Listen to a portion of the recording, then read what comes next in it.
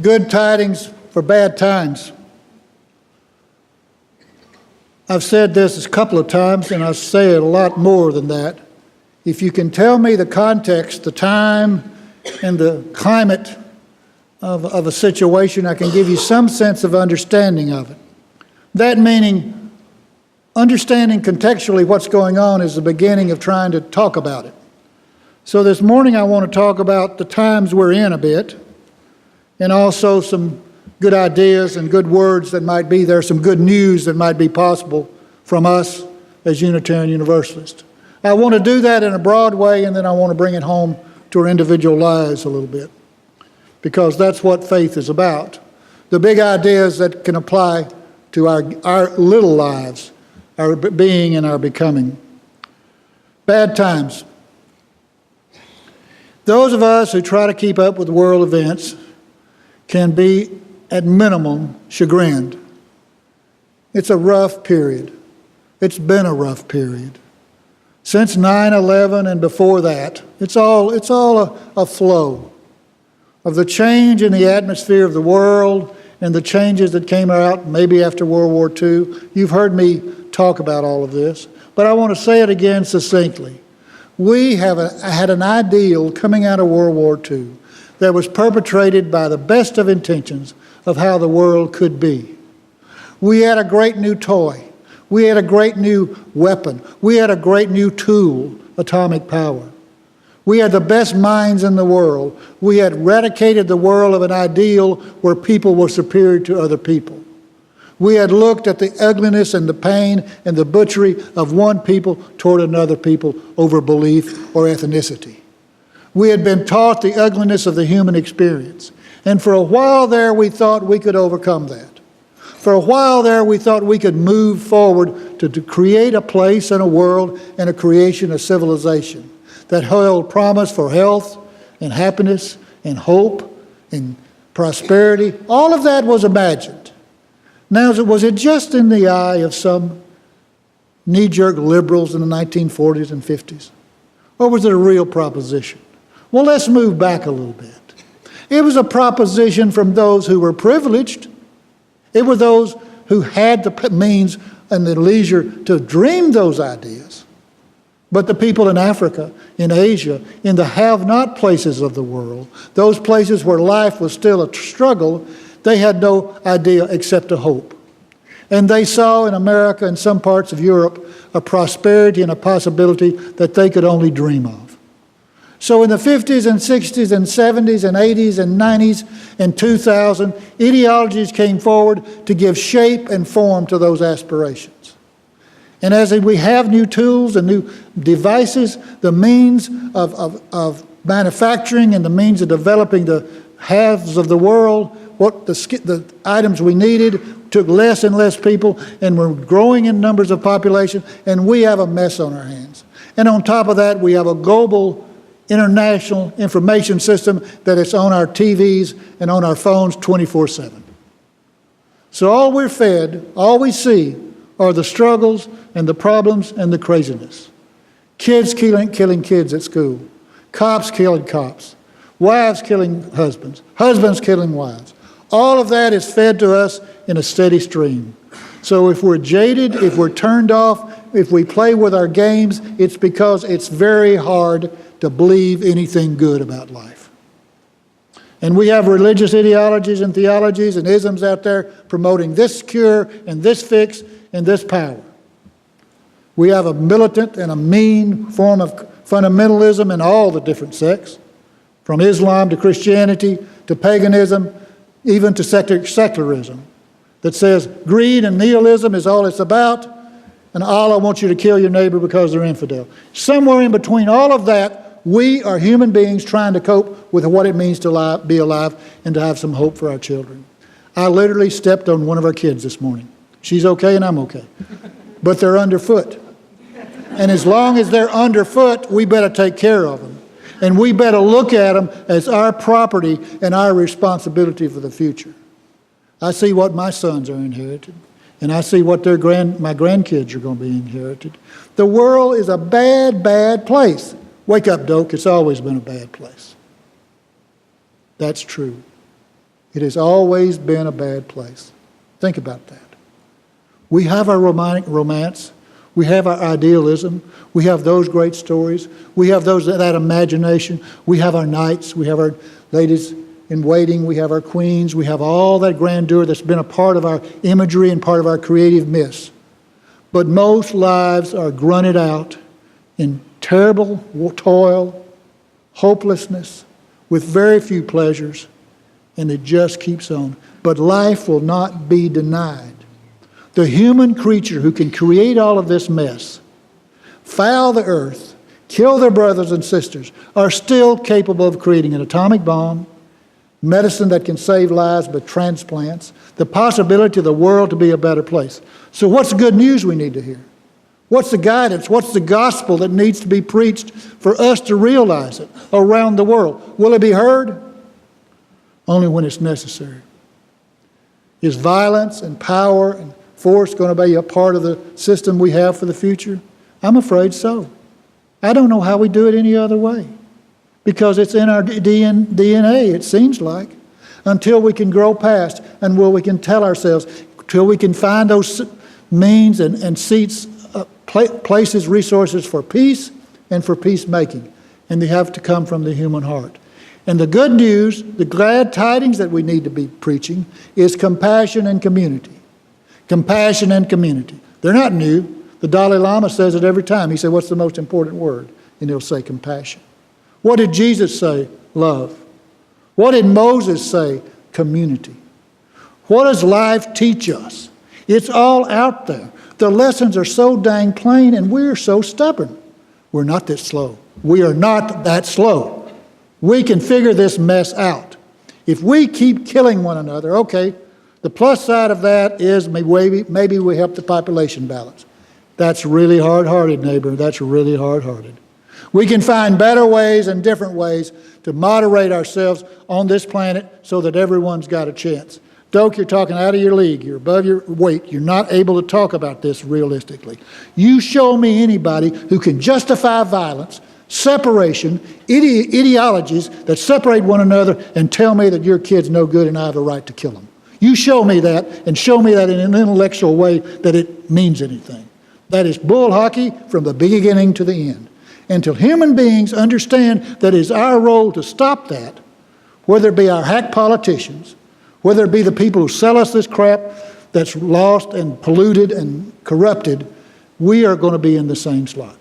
Pogo said it in a comic strip many, many years ago, I have met the enemy and he is us. He is us.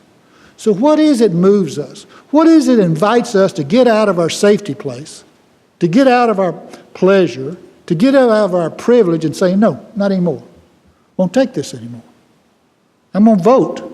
I'm going to send a little bit of my money to something that's good. I'm going to witness to the possibility in life. Good news, glad tidings for bad times. There is hope if there be compassion and community. Compassion expressed and lived. To see in those different from us a reflection of ourselves. To see how beautiful they are in our eyes and to see how we can learn and broaden ourselves. Same old grind, Doak. I wish you'd get something fresh to say to us. I can distract you on Sundays. I can tell you about the latest book I read. It was fiction, so I didn't want to read anything real. Because I see the real every day. I view it, I read about it, I'm offended by it. I'm embarrassed about it. What is it about a culture that at the same time can feel offended and embarrassed? Maybe we're being aware, if we can. Offended by the things that are perpetrated on one another. Offended by the ways that some people think they can fix it. By judging someone else because of their differences. By saying to someone who is a perpetrator of violence, I hate you and you've got to get right with God. No, you don't. You have to go and say, well, what's the hurt about? Where's the pain from? There's nothing that bad to be scared of. I'm not out to manipulate you. I'm not out to hurt you if you're genuinely not. But look at what we've done with the world over these last few hundred years. Anyone who's aware is skeptical of what everybody says to them. Those who are easy to believe what greed preaches or what this fundamentalist faith preaches, they can do about anything for the sake of being loyal to that, and being good enough for that. It is not how much money you have and how many things you have when you die that's a measure of character. It's how much you've given of yourself to the world to make it a better place. Now, we don't get it right. We just keep trying and trying and trying. But the good tidings is that in compassion and in community is hope. And there's another C I want to share, and that's creativity. Let's look at these things differently. Let's look at these things differently. What is it all over the news? We've got a 90-year-old chef here somewhere in the Bay Area that's giving food to the homeless, and he's been arrested twice, and he says, keep on arresting me. I'm going to give my food away. Now, there's something wrong with that picture. There's something basically wrong with human nature and common sense about that. First of all, it's an infringement on his right. If he's got food he wants to give away and someone wants to take it, that's pretty basic freedom, I'd say. Well, then we get into rules and regulations. We all know we need rules. We've got to do this by rule. The only rule, if it doesn't hurt you and it doesn't hurt me and it doesn't hurt the environment, let's see if it'll work. Unitarian Universalism is an invitation for us to look beyond the boundaries of what is possible and what has been to what might be possible, and what creative ways we can go about crafting that. And it begins with a risky and a courage called faith that says, I'm going to move beyond the differences we have. I'm going to see in your Islamic faith what I might be able to learn. I'm going to see in your fundamentalist Christianity what I might learn. I want to take away the lessons of your life, let you teach me something that can reflect on me, that might put a light in some dark places of my heart and my being so I can understand myself better. No one is born mean and rotten and wrong. We are crafted by that. We are sponges. Most of us in this room have had a modicum of healthy rearing and healthy parenting, or at least our experiences have. We're not too many mass killers in here, and if you are, you're hiding well, and I'll be out of town next August. But the reality is we have folks in that terrible, terrible place in our midst. Compassion and community addresses that. If you can be caring and you can invite people and you can claim your place in a community, the worst thing I've had to deal with in my many years as a minister is for people to say, well, the place wasn't warm, it wasn't welcome, it wasn't welcoming. Claim yourself here. I'm here. How are you? What's my name? I'm Doak. I'm from Fayetteville, Tennessee. And my daddy was the last white sharecropper in Tennessee. Talk to them. Talk to us. Let us know who you are. Claim our space. We're no better than you are. We're just struggling in this community to be about acting as if we want to love everybody. Let me say that again. Acting like we want to love everybody. It's a nothing comes easy. It's an ongoing stress and trial, and we practice that. We practice the differences. Unitarian Universalism says there's good tidings in bad times, and that's about issues of compassion. The politicians go, the depressions and recessions go, all the great orators and all the great power brokers and all the great merchants and all the great inventors and all the great industrialists and all the rich people, they come and go. The only thing that lasts is us telling stories about love that come down generation after generation to touch us and inspire us. Think about that. The things we value, it's the compassion of someone at 18 saying, well, I guess they want me and I ought to go to Vietnam. I don't know what it's about, but they say they need me and they're going to draft me, so I'll go and try to do my best and never come home. And Robert McNamara and the engineers and architects of the war never apologized. I love that kid for going there. I've still got some hate for the architects because they blew it. They have applied the privileged idea of what diplomacy was about, and that they knew about the Far East and they knew about the world, and they said, well, those people, those little brown people and those little yellow people, they should know that we are going right for them, and we just want to bring capitalism to them and democracy to them. They don't want capitalism and democracy. Get home and take care of your own business. You've got black people and brown people in this country that can't get a job and can't get an education, and you're going over telling yellow people how to treat themselves and be people. Get a grip. Life is about remembering those acts of courage and compassion that taught us that we're better people than we act. The choices we make are wrong sometimes, but people are the ones who suffer from it. and we share our stories about our ancestors and the people in our family who said to us as a 6-year-old or 8-year-old, I see you. You're going to be a good kid. I see you. You remember how powerful that was when you were a kid? When somebody just noticed you and blessed you with their noticing and maybe showed you their pocket knife or their watch or spent time acknowledging you were a human being in their sphere. Those are the things that matter. Not who has cheap oil, not who has the biggest house, not who has the brightest children, not who has the greatest number of degrees, but those who, through acts of compassion, create a community that's worth living. That's what our faith is about. That's what we do here. That's what we aspire to be about, to be a light in the wilderness, to say, come over here. Let's see in your heart the love that's there. Let's see if you can see it in my heart. And let's see if we can apply it to the world. When we look at an environment, when we see the things we eat, when we look at the way we treat our animals and treat those that are less fortunate with us, all those things that it means to be a human being. If we could just prove we were humane, we might be deserving of the human label. And we do that day in and day out by the choices we make. Good tidings for bad times. Compassion and community with creativity. Compassion and community with creativity.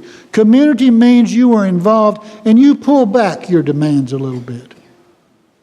I don't want to be a community of prima donnas. I don't want to be a community of stars. I want to be a community that's a team that says, you have these strengths, I have that strength, you have this strength. Let's come together and collaborate and see how we can work this problem together. What could that problem be?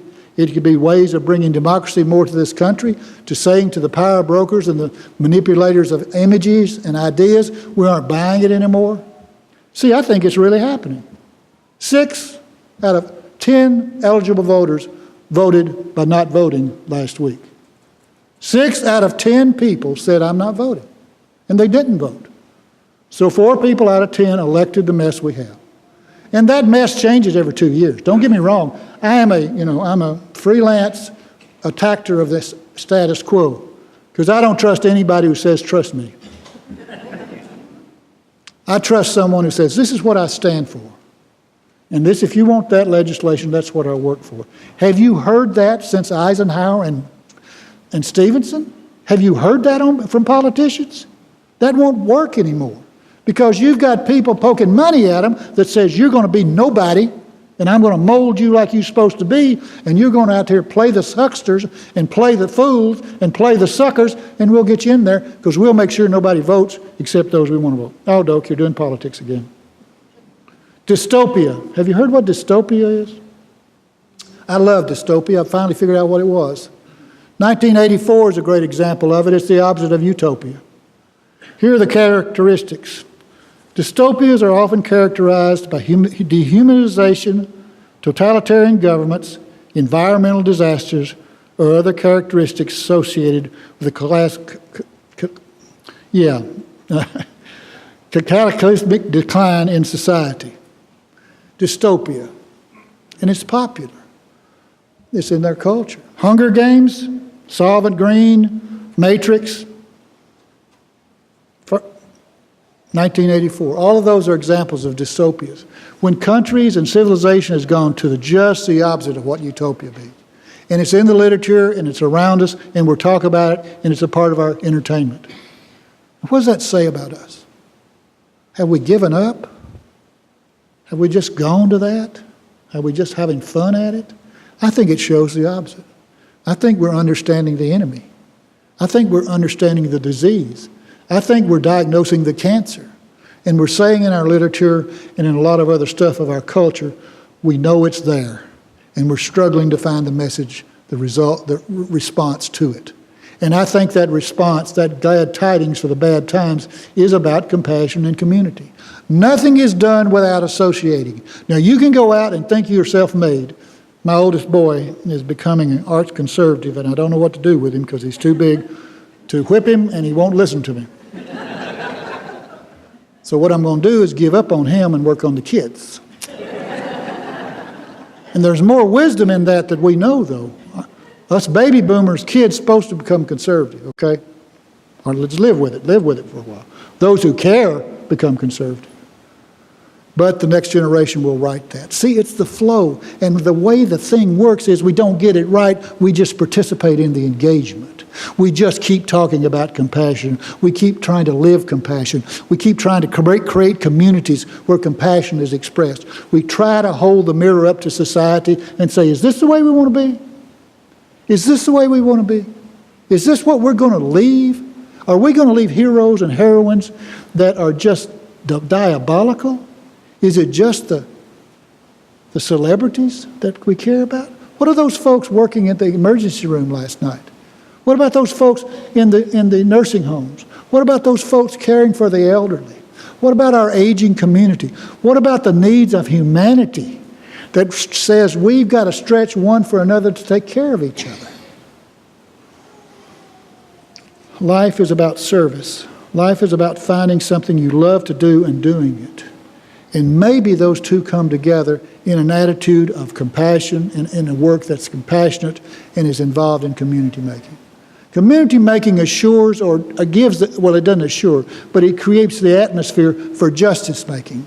Because if you're in cooperation, if you're related to one another in a common enterprise, if you have regard for one another, you're going to find ways to be fair. You're going to find ways to treat one another as they should be treated. And the old rules have been there forever. Do unto others as you would have them do unto you.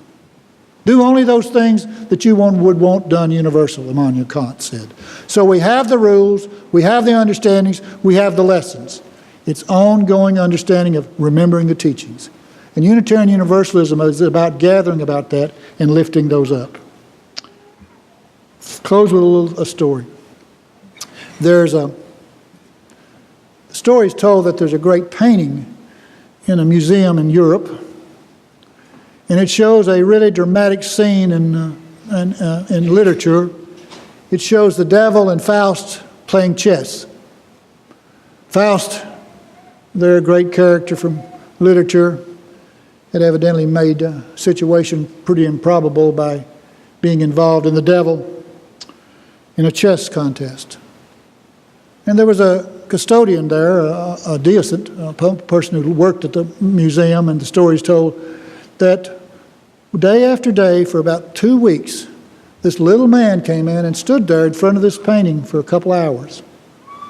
And after the third or fourth day, the deisant sort of noticed the person and got curious about him.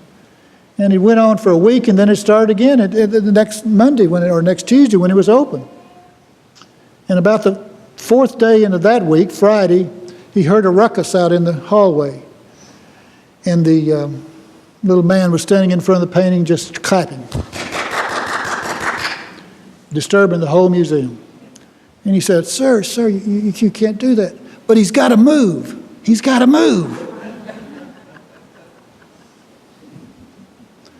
Faust had found a move, or the little expert in chess had seen that Faust had a move to play against the devil. It's sort of that romantic notion for human beings. We always have a move. It may get us in the corner, but if we love well enough, if we love loyally enough, if we love creatively enough, we'll find a move. I just hate and despise how much we have to lose to get there. So maybe we can be agents of change to say, let's not get that far down the road before we understand the mood. Go in love and light and hope. Amen. Be gentle with yourselves this week. Find opportunities to remember the ideals of compassion and community. We can do it. We've been doing it. The ancestors did it. It's just our turn. And it's, as we all know, it's hard to be an adult. Go in love and light.